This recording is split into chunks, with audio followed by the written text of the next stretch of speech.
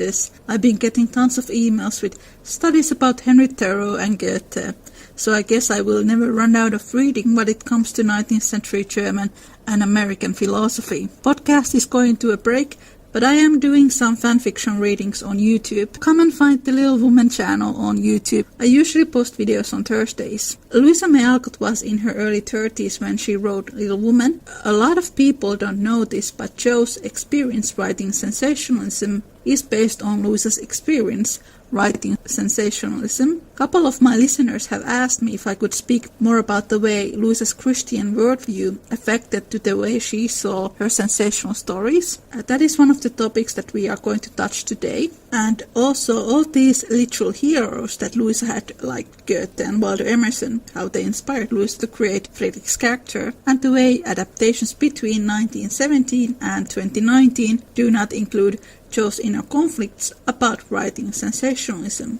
This is Small Umbrella in the Rain, Little Woman podcast. Jo and Friedrich don't argue in the book, so why on earth they argue in the movies?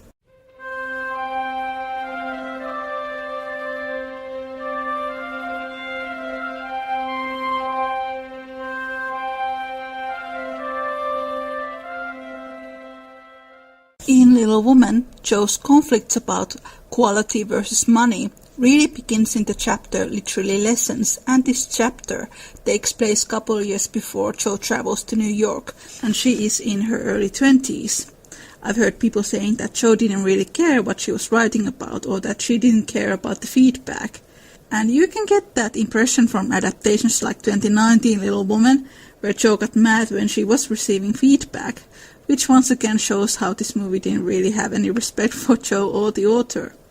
I would highly recommend everyone to read Literary Lessons because it shows very well how Jo wants to improve as a writer and also how she actively seeks feedback from family members, and she wishes that she would have some kind of a mentor who could help her. We will get into that. Jo begins by writing and submitting Stress and Thunder tales to magazines, and she earns some money from it. This is where we get our first German connection. Stress and Thunder, in German known as Sturm und Drang, was a movement in German literature and culture in the end of the 18th century, and Goethe, Louisa's favorite writer, was a prominent figure in the movement. Quote, "Her story was full of desperation and despair, as her limited acquaintance with those uncomfortable emotions enabled her to make it." One of the most famous Sturm und Drang stories is Goethe's Sorrows of Young Werther. I made an episode about it. It's called Laurie and Werther, romanticizing the path to self-destruction. Laurie's character arc, it partially comes from Werther. Werther is this handsome aristocratic man who falls for a peasant girl, Lottie, but Lottie is engaged to a respectable man called Albert. Werther begins to use his heartache as a way of self-sabotage, and eventually that causes his life. In Little Woman, Laurie threatens to take his life if Jo doesn't marry him. That, by the way, is not in the adaptations. So both characters are emotionally blackmailing this woman who they say they love.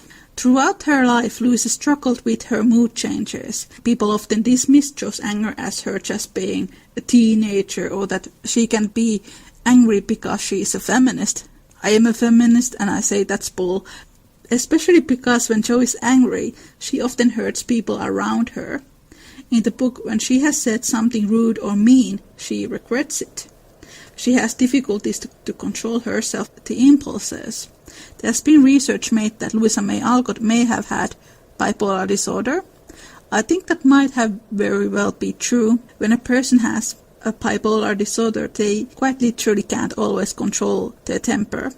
Later in life, when she became very sick with mercury poisoning, that would make her mood changes even more severe. Sturm und Drang, Stress and Thunder movement, it was all about the emotional distress. If you ever read Sorrows of Young Werther, Werther's moods change very fast. Book is written entirely from Werther's perspective. You never really know what other characters, like Lottie, are thinking. For Louisa, who did experience this emotional distress, Stress and Thunder stories were a way to vent those emotions.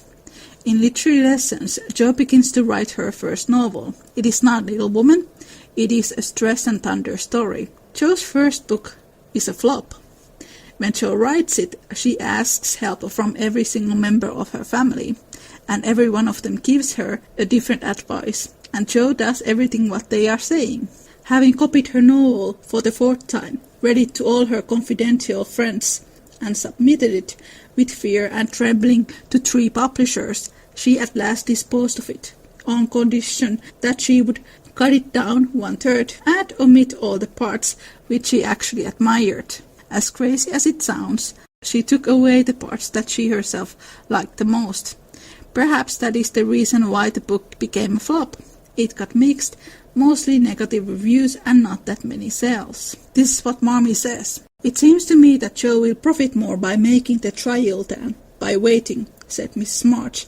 Criticism is the best test of such work, for it will show her both unsuspected merits and faults, and help her to do better next time. We are too partial, but the praise and blame of outsiders will prove useful even if she gets but little money. Yes, said Jo, knitting her brows. That's just it. I've been fussing over the thing so long, I really don't know whether it is good, bad or indifferent. It will be great to have cool, impartial persons take a look at it and tell me what they think of it. That is pretty clear foreshadowing for Friedrich's character. This is my problem with 2019, 2017 and 1994 Little Women adaptations. Here, Jo, who is actually few years younger than the New York Jo, herself says that she appreciates criticism and wishes that she would have somebody to help her to refine herself as an author and encourage her to leave her comfort zone. This reminds me of the discussion I had with Emily on this podcast earlier, the episode called Jo Can Handle Feedback. Emily said that Jo was rather limited by the place she was living. This is very true. When she travels to New York, she opens herself to new ideas and experiences, both when it comes to her writing and people she meets. In New York, Jo begins to write stories to a sensational magazine called Weekly Volcano. Quote, though very happy in the social atmosphere about her and very busy with the daily work that earned her bread and made it sweeter for the effort, Jo still found time for literary labors. The purpose which now took possession of her wasn't natural to a poor and ambitious girl, but the means she took to gain her end were not the best. When it comes to sensational publishing, Louisa condemns it right away. When Louisa was in her early 20s, she worked for a New York magazine called Frank Leslie's Weekly Illustrated Newspaper. Weekly Illustrated Newspaper was part of Yellow Press. If somebody doesn't know, sensationalism is editorial tactic, where newspapers are being sold with biased or emotional impressions rather than objective journalism. This happens still today. For example, one person only watches news from Fox and the other person watches them from CNN. They get 2 very different views on world events. A lot of sensationalism today happens on social media, so it is a lot more difficult to control. I will read you a quote about this particular newspaper from Warren Frankey's History of Journalism. The headline, quote, startling exposure of the milk trade of New York and Brooklyn was followed by an apology of sorts. Frank Leslie's Illustrated Newspaper rationalized the reporting of the, quote, sickening details of the swill milk conspiracy, assuring readers. We are animated solely by desire to benefit our fellow citizens, in exposing the liquid poison that is decimating our population, bringing death into 1,000 homes, and demoralizing the general health of the city. Even with death, decimation and demoralization, further defense of a sensational subject and its sickening details seemed necessary. So the editorial leader declared, ours has been no pleasing task. We should not have selected it for pastime or amusement. We would rather have shunned it, as we would avoid a place infected by the plague. Then why sicken the readers? Couldn't the benefits of exposing frauds be achieved without all the details? Apparently not. Leslie's sense of duty was matched by a belief in the power of basic reporting techniques, the power of faithful and accurate illustrations from staff artists, voluminous data from detectives, and nauseating diagnoses of medical doctors whose documents started the crusade. It was not a pretty business, penetrating into their loathsome pest houses. If the quote, sickening stench was not enough, these journalists were maliciously drenched with the filthy liquid because the milkmaids at the distillery milk barns feared being, quote, truly depicted by the unerring pencil. Thus began weeks of sensational exposures, unusually extensive and sustained for 1858, at about the midway point in that first half-century of institutionalized newspaper reporting. Leslie's swill milk reportage illustrates an ongoing problem. Certain subjects and certain details, label them sensational, find their way into the popular print. Editors must confess that this news will startle, shock and dismay readers. Editors, however, will seldom admit that such news was intended to merely titillate, entertain or satisfy morbid curiosity. In fact, editors commonly profess that they would shun such unpleasantries if not for their grave duty to tell the truth, no matter how horrible. How does an editor dissociate himself or herself from the information printed from those, quote, sickening details? By portraying the techniques of reporting as something akin to runaway technology. Then reporters come as helpless as sorcerer's apprentice. If reporters are not gleeful gatherers of grisly lore, if not lip-smacking solicitors of the sordid and salacious, then what are they? Sometimes they are not reporters at all. They are both innocent tourists and jaded tour guides. At times they are detectives and sanitary inspectors, inmates, or special commissioners, and when they are not overtly posing in their roles, reporters may pretend to be amoral technicians. The broom sweeps them. Thus their reports are products of both their duties and their techniques. They may wash their hands of their sensationalism under such rubrics as seeing is believing, or through that routine act of reportorial dissociation. Don't blame me. Attribution which transfers responsibility to documentary and interview sources, just as Leslie's distanced itself in the 1858 by warning the squeamish and the prudish not to read, and then claiming it is however a record of unimpeachable facts.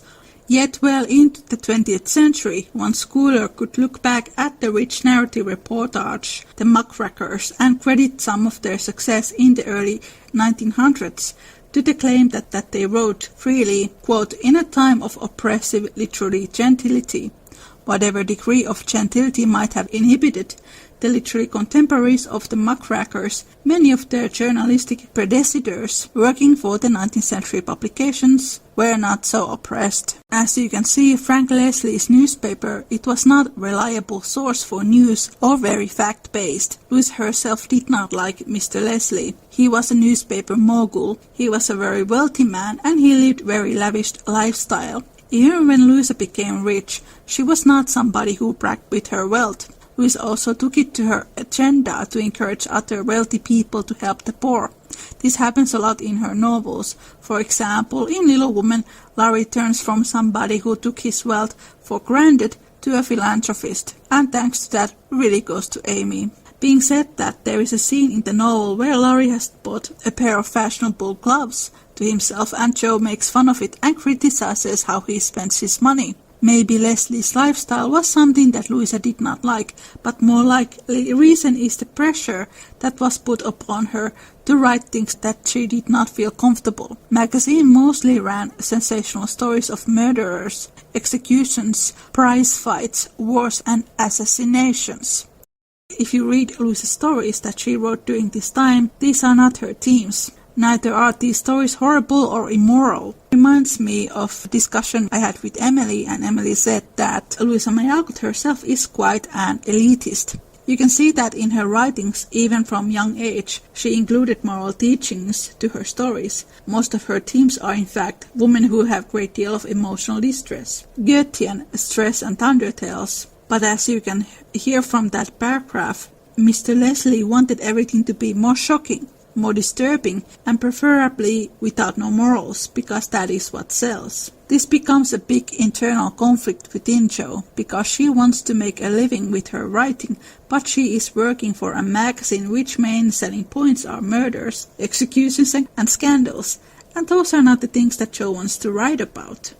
Quote, Jo hardly knew her own MS. Again, so crumbled and underscored were its pages and paragraphs, but feeling as a tender parent might on being asked to cut off her baby's legs in order that it might fit into a new cradle. She looked at the marked passages and was surprised to find that all the moral reflections, which she had carefully put in as a ballast for much romance, had been stricken out. But, sir, I thought every story should have some sort of a moral, so I took care to have few of my sinners repent. Mr. Dashwood's editorial gravity relaxed into a smile, for Jo had forgotten her friend, and spoken as only an author could. People want to be amused, not preached at. You know, morals don't sell nowadays, which was not quite a correct statement, by the way. Not only is Jo's story rejected because of the morals, Louisa, who is the narrator, also makes a point, quite cheekily, saying that the editor is wrong. Morals do sell. Louisa's most well-known book, Little Woman, is based on characters' moral growth. In this chapter, narrator also points out that Jo as a writer is dispensable, and that if she is not fit to be their writer, she is easily removed and replaced. She needs to write her stories so that they fit into the magazine's agenda. This does not work for Jo, because Jo has actually very strong morals. But Mr. Dashwood rejected anything but thrilling tales, and as thrills could not be produced except by harrowing up the souls of the readers, history and romance, land and sea, science and art, police records and lunatic asylums had to be ransacked. For the purpose, Jo soon found that her innocent experience had given her but few glimpses of the tragic world which underlies society. She thought she was prospering finely, but unconsciously she was beginning to desecrate some of the manliest attributes of a woman's character. She was living in a bad society, and imaginary though it was, its influence affected her, for she was feeding heart and fancy on a dangerous and unsubstantial food, and was fast brushing the innocent bloom from her nature by a premature acquaintance with the darker side of life, which comes soon enough to all of us. I'm going to read you some quotes from Lorraine Tosiello's novel, Only Gossip Prospers. This book takes place in the time when Louisa was in her 50s and she was visiting New York for health treatments. This book is historical fiction. The crowd bustled as a curious entourage crossed the far end of the square. At the center of the maelstrom stood a debonair man with a beautiful woman in his arm. He seemed to be barking orders and suggestions to the men around him. Some peeled off on errands and others jotted notes as he spoke. From his bowler hat to his buttoned boots, the man exuded charisma. He sported a broad plaid jacket, 2 fobbed watches and an unkempt beard. There was a thrill of energy, of imperative motion about him. Louisa drew in her breath and turned her head sharply away from. The woman in his arm was not young. She was glamorous, but seemed made of steel. She had a presence that declared she belonged in the turmoil, in fact, that she thrived on it. At times the man turned to ask her a question, then nodded at her reply and barked it to the lackey nearby. They approached closer to the bench where Louisa sat. "Mr. Leslie," someone called out to him. Louisa drew in her breath and turned her head sharply away from the scene. Frank Leslie, and then the woman at his side must be Miriam Square Leslie, his wife. They were among the most notorious newspaper people in the land, not only for their often tawdry reports, but for the scandalous way they conducted their lives. They had openly lived together along with her first husband and co-editor for 10 years. The gossip was that Mrs. Square herself had finally set up her first husband in a scandal with prostitutes, and then had it reported in Leslie's paper. She divorced him for the escapade, committed him to a madhouse, and went to marry Frank Leslie. Frank Leslie was just as flamboyant and titillating as his publications, frequently evolved in the city's gossip. 2 years before he had been indicted for obscenity. He published a rag called The Day's Doings, which concentrated on romantic license, wayward woman, and any other tantalizing bit of scandal he could dredge up. But it was the suggestive, lascivious personal advertisements in the back pages that got him into trouble. Louisa had seen the columns of print devoted to treatments for venereal disease, lewd books, mariage manuals with illustrations. Leslie had beaten obscenity charges over those advertisements and seemed to have come out of the scuffle with no repercussions on his own notoriety, but his wild assertions and virulent prose could damn another's reputation.